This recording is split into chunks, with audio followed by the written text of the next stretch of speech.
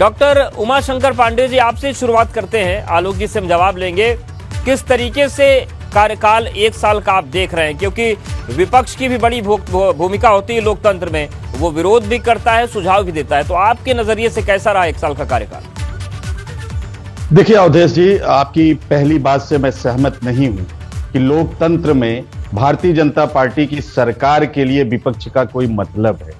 विपक्ष बोलता है तो उसके ऊपर एफआईआर दर्ज करा के उसको जेल भेजा जा रहा है, उसकी सदस्यता समाप्त की जा रही है। यानी कि जहां जहां भारतीय जनता पार्टी की सरकार है वहां पर लोकतंत्र नहीं है, लोकतंत्र की बात करना बेईमानी है।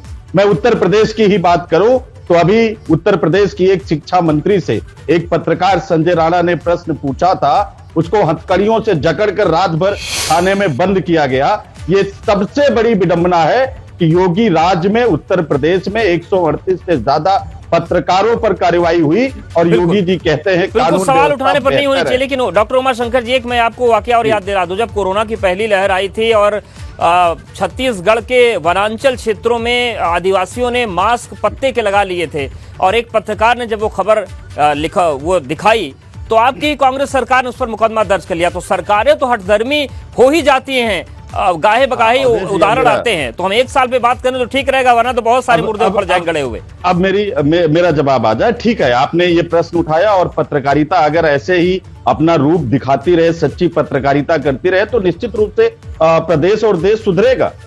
आपने छत्तीसगढ़ की बात उठाई तो उत्तर प्रदेश के तमाम मामले उससे दब तो नहीं जाते ना अवधेश जी। मैं तो ये बता रहा हूं कि जो भी सरकार में आता है वो यही करता है, तो इस पर हम जाएंगे तो बहुत ही लंबी बहस हो जाएगी। सबका यही मॉडस ऑपरेंडी है। नहीं तो अवधेश जी फिर ये भी तो मानिए कि अगर हमारी सरकार चली गई तो इनकी भी चली जाएगी। ये कानून की बात है कि केंद्रीय गृह राज्य मंत्री का बेटा अगर थार से किसानों को रौंद के मार देता है तो वो सदस्यता नहीं जाती है, वो टेनी मिश्रा की सदस्यता नहीं जाती है।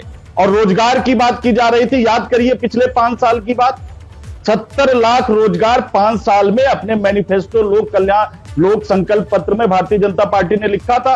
और आज योगी जी ने क्या बोला अपनी प्रेस कॉन्फ्रेंस में कि पिछले 6 सालों में हमने 5.5 लाख रोजगार दिए हैं। अब आप आकलन कर लीजिए योगी सरकार कितना झूठ बोलती है।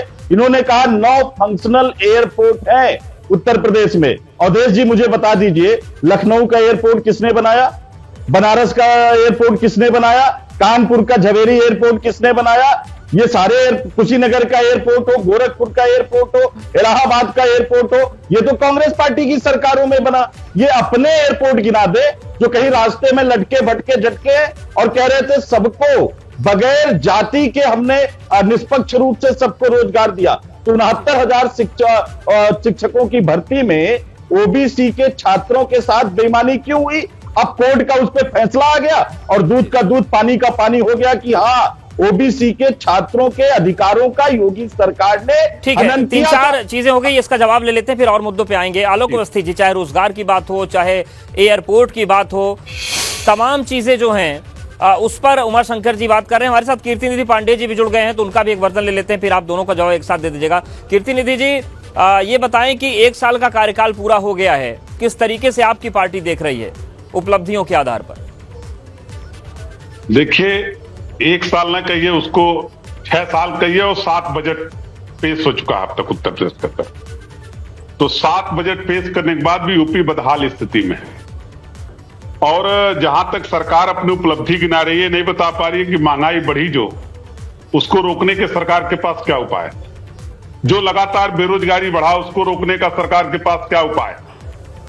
जो बिजली लगातार महंगी हो गई, सिलेंडर लगातार महंगे हो रहे हैं, जो सरकार ने वायदा किया था योगी पार्ट 2 में कि बेटियों को, मेधावी बेटियों को स्कूटी देंगे, 1 साल पूरे होने के बाद भी बेटियों को स्कूटी नहीं मिल पाया, बेटियों को लैपटॉप नहीं मिल पाया, बच्चों को लैपटॉप नहीं मिल पाया उत्तर प्रदेश के अंदर। ये सरकार केवल कागजों में उत्तर प्रदेश को बेहतर बनाने का प्रयास कर रही है, जबकि सच्चाई ये है कि लगातार उत्तर प्रदेश की कानून व्यवस्था से लेकर के महंगाई, बेरोजगारी, ये लगातार मुद्दा रहा है और वो आज भी बरकरार है।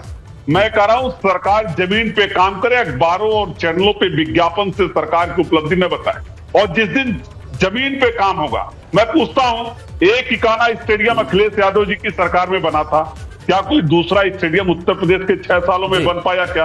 बिल्कुल हमने लखनऊ में मेट्रो चलाया, क्या कोई दूसरा मेट्रो चला क्या उत्तर प्रदेश के अंदर? जी। हमने उत्तर प्रदेश के अंदर एक एक्सप्रेसवे नजीर बना करके दिया था लखनऊ से आगरा तक का, क्या उस टक्कर का कोई दूसरा एक्सप्रेसवे उत्तर प्रदेश के अंदर बना बिल्कुल क्या?